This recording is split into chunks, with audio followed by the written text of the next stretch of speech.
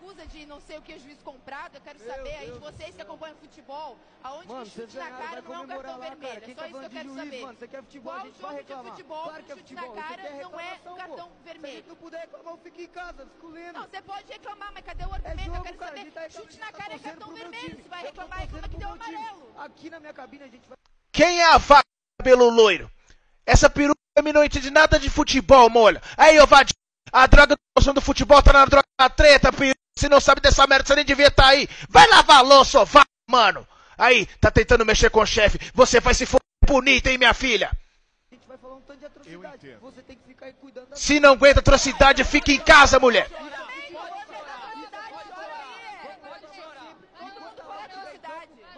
Vamos acalmar o coração. Calma, gente, calma o coração. Aí, o meu chefe ainda teve paciência, mano. Coringa, não, Coringa. A gente queria conversar, Coringa. Isso não é conversa não, ô narrador.